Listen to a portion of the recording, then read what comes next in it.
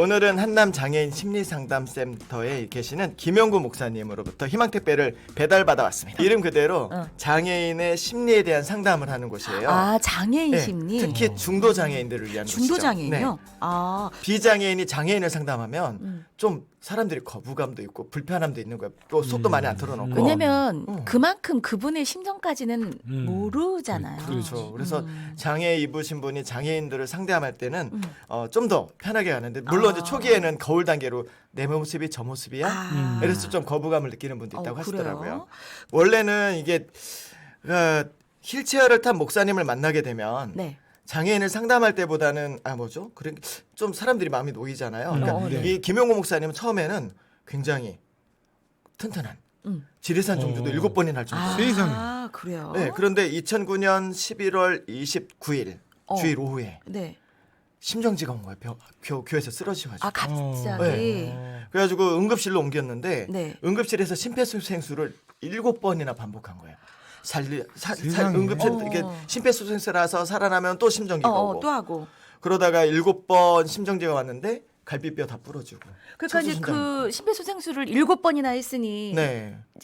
얼마나 갈비뼈 다 부러진 거죠. 그랬겠네요, 정말? 그러다 이제 척수가 끊어지면서 네. 하반신 마비가 오게 된 거죠. 세상에. 세상에. 너무 안타깝네요. 그러면 7번의 심정지 후에 이제 살아나셨다는 건데. 네, 살아나셨는데 네. 저도 이제 물어봤어요. 그럼 바로 살아나셨어요 했더니 2주 동안 혼수 상태로 있었던 거예요. 아, 심장이 이주구나. 돌아오고 난 뒤에. 네. 그러다가 이제 그 혼수 상태 과정에서 얘기를 하시는데 매일매일 시간이 계속 영적 전투였대요. 시베리아 벌판도 가고 악마 같은 존재들하고 막 싸우고 그래서 네. 막 몸부림을 계속 치신 거예요. 혼수 상태에서. 아, 혼수 상태에서? 네. 그래가지고 깨어나 보니까 온몸을 다 묶어놨더래요. 아. 여기 다 멍들어 있고. 너무 몸부림을 하시니까요. 네. 그래요. 그러면 7번의 심정지 과정에서 심폐소생술을 하는 의사 선생님들도 그러니까. 많이 놀라셨겠어요. 얼마나 놀랐겠어요? 이게 심폐소생술을 하면 네. 한 2-3번 하고 그러면 그냥, 알잖아요. 이분이 못 살아나겠구나. 근데 그때 같이 있었던 의사 선생님이 네. 충남대 이제 그 병원의 이제 선배님인데 네. 그게 또 집사님인가? 아. 이게 같이 연결이 돼 있었나 봐요. 그러니까 네. 계속 하라고. 그러니까 계속 끝까지 끝까지 하신다고 하라고. 거군요. 그러면서 원래 7번 심정지가 오면 네. 뇌의 산소가 멈추니까 네. 뇌의 기능이 저하되거나 아. 장애가 오거나 세상에. 이러는데 결국은 해서 살아났다는 거죠. 의사 선생님이 좀. 막 그 상황에서 응급실도 막 난리가 났을 것 같은데. 네네. 그러니까 그 목사님과 얘기를 나누면서 네. 정말 감동과 감사 이야기를 좀 많이 들었는데 이 맑은 가을날 남자 둘이서 눈물 계속 찔찔하고 울었어요. 아, 울면서. 두 분이 이야기하시면서. 목사님도 근데 나중에 이제 알게 된 사실인데 응급실에서 심폐소생술을 받고 있을 때 네. 이제 당시 교대를 위해서 근무하는 간호사 선생님이 네. 응급실을 딱 들어왔는데 응급실 구석구석에 사람들이 모여서 다 기도를 하고 있더래요. 구석구석 꽉 차가지고 네. 누가 왔지? 그래서 응급실로 들어가 보니까 전도사님이 누워 있는 걸 보고 와, 이 한 분으로 해서 이렇게 많은 분들이 와서 그렇게 울면서 기도하고 있는데 네. 아이고 또 막 출신교회 그다음에 그 교회 그다음에 동기들 가족들 와서 응급실이 전부 기도회장이 된 거예요. 기도로. 이야. 그래서 정말. 이 간호사님 얘기가 정말 많은 사랑을 받고 있는 분이구나. 그런 생각을 했다고 하더라고요. 네. 근데 정말 그런 상황이면 의사 선생님이 열정이 없으면 네. 또 그냥 쉽게 포기해버리고 네. 끝났을 한 번 거 세네 아니에요. 번 하고 끝났을 수도 있잖아. 근데 그럼에도 불구하고 이 김용구 목사님이 이제 그 심폐소생술을 통해서 살아났잖아요. 네, 네. 그때 이제 외래로 이제 병원에 이제 치료를 받으러 갔는데 간호사분이 김용구님? 그러더니 의사들 다 불렀더래요. 김용구님 오셨어요. 그랬더니 김용구?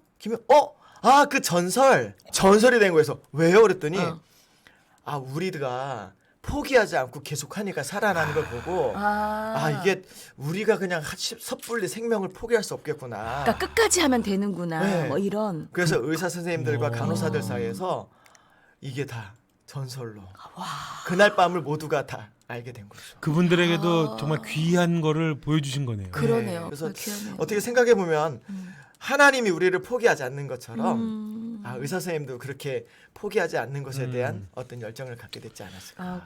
빚진 자의 삶. 이게 목사님하고 이 빚진 자의 삶을 얘기를 나누는데 네. 제가 그런 얘기를 하거든요.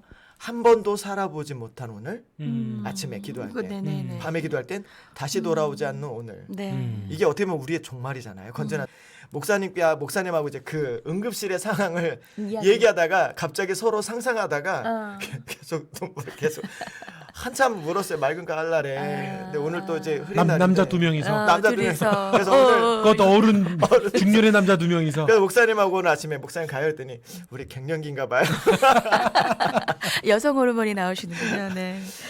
저도 뭐 이야기를 듣기만 해도 네. 어떨지 막 가슴이 막 이렇게 뭉클해지는데 네.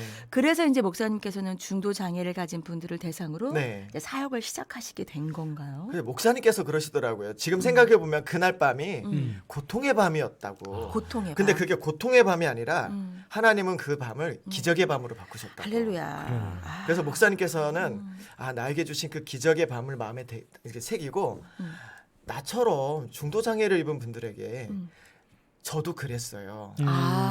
그래서 그분들을 위한 상담을 갖게 됐다고 하시더라고요. 그래요. 네.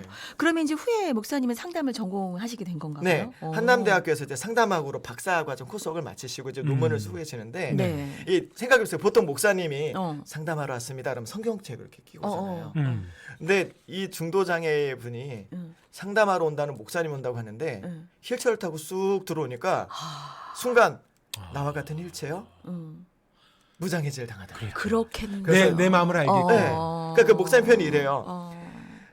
휠체어를 타고 들어오는 것을 보고 마음이 열렸습니다. 그래서 휠체어가 마음을 열어두는 도구가 된 것을 알게 됐다. 그게 어떻게 보면 우리 힘들 수 있지만 그게 하나님 편에서 보면 마음을 열어주는 도구로 사용을 하시는 거네요. 그렇죠. 목사님의 다리가 바퀴로 박혔잖아요. 근데 그게 사람들의 마음을 열어주는 도구가 됐다고 해서 감사함으로. 그렇게 하나님이 또 사용을 하신 거군요. 네. 네, 희망의 도구가 된 거네요. 그래서 목사님께 한번 여쭤봤어요. 목사님 네. 이제 하고 싶은 일이 어떤 거세요? 그랬더니 병원에서 보면 이렇게 사고로 장애를 입은 분들이 되게 네. 많잖아요. 그러니까 하시다가 척수가 끊어지는 네네. 그렇죠. 맞아요. 그다음에 교통사고로 척수가 끊어지는 분들 또 목사님처럼 심폐소생술 하다가 네. 척수가 이제 손상되시는 분들도 많은데 병원에서 퇴원하기 전에 엄청나게 많은 절망을 느낀대요. 왜냐면 병원이나 또 밖에서 중도 장애를 입은 분들과 함께 말씀을 전하고 또 위로를 하고 희망을 나누고 싶다고 하시더라고요. 그 목사님께서 그렇게 그런 분들을 많이 이제 만나시다 보면 네. 특별하게 그러니까 뭐 이런 마음들을 좀 전해주고 싶어요. 아니면 부탁하고 싶어요. 혹시 이런 것들도 있을 것 같은데. 목사님 그러시더라고요. 이게 그런 거잖아요. 저도 그랬어요. 그 말 한마디면 그냥 휠체어 타고 돌아서 사실 저도 맞아요. 7번 심정지 아이고. 갈비뼈 다 부러졌고 네. 그 얘기 듣는 순간 해제. 그냥 그래. 내 마음을 네. 알겠구나. 그래서 그런 마음 때문에 장애인 상담을 이렇게 중도 장애인분들 상담을 할 때 또 위로를 하러 신방을 갈 때도 그냥 마음이 다 같이 서로 편해지더라는 거예요. 장애인에 대한 인식에 있어서도 아무래도 목사님은 중도이셨었으니까 네네. 중도장애이시니까 그 인식의 어떤 개선의 필요성 같은 것도 참 많이 느끼셨겠네요. 네, 목사님께서 마지막으로 저한테 부탁하셨던 게 뭐냐면 네. 장애인 인식 개선에 대해서 좀 많이 사람들이 좀 알았으면 좋겠다. 특히 교회에서 교회에서 장애인 인식에 대한 개선이 좀 필요하다. 그래서 저도 그래서 아니 교회에서 왜 우리가 사람을 섬기고 배려하잖아 했더니 몰라서 그렇다는 거예요. 그러니까 이런 거예요. 저도 이제 그럴 줄 알고 얘기를 듣고 깜짝 놀랐는데 우리 예배 중에 자 일어설 수 있는 분은 일어서셔서 그러면 안 일어나는 분은 다 이렇게 본다는 거예요. 그러네. 그래서 굳이 그렇게 하지 말고 주보에 표시가 돼 있으니까 그냥 말 하나 해가지고 일어나면 되는 거고. 아니면 안 되는 그냥 거고. 그냥 가만히 있어도 되는 거고. 그다음에 그래. 이제 교회 통로가 좁아서 휠체어가 들어올 수도 맞아요. 없고 또 휠체어가 놓일 공간이 없잖아요. 맞아. 그러면 의자들 제일 뒤나 때문에. 제일 앞으로 이렇게 모시는데 목사님 얘기가 그렇다고요. 아니 극장에서 제일 앞에서 보면 이러고 봐야 되잖아요. 목 그게 아파요. 목 아프고 맞아요. 또 맨 뒤로 가면 또 또안 너무 안 보이고. 보이고. 그러네요. 그리고 또 이제 본의 아니지만 상가교회들이 되게 많잖아요. 어. 장애인들이 가장 싫어하는 게 휠체어를 드는 거래요. 저도 몰랐는데 이렇게 이렇게 드는 네, 거. 휠체어를 4명이서 들고 계단을 올라가면 어. 목사님의 말씀에 따르면 굉장히 수치심을 느낀다. 그래요. 교회가 엘리베이터나 또 장애인에 대한 인식들을 좀 하면 좋겠는데 또 용어에 대한 혼용을 좀 하지 않았으면 좋겠다고 용어 하더라고요. 어떤 거 있을까요? 우리 장애우라고 하잖아요. 네.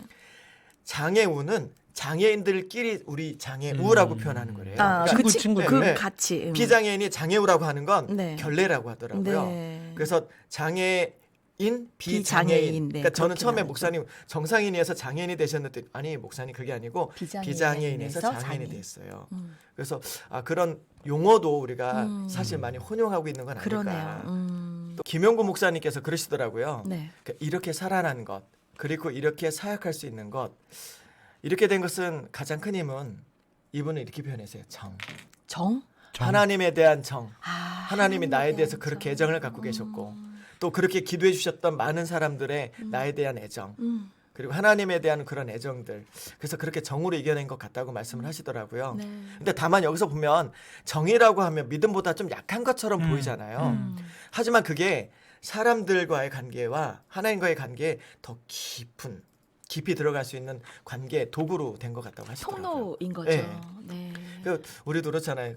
그 정 때문에. 음. 그러니까 그 정이 목사님의 또 다른 하나의 희망의 단어가 됐던 것 같아요. 그러니까 그 정이 마음과 마음을 연결하는 네. 길인 거잖아요. 김용고 목사님에게 오늘 제가 전달받은 희망 택배 키워드는 정입니다. 정. 아, 정.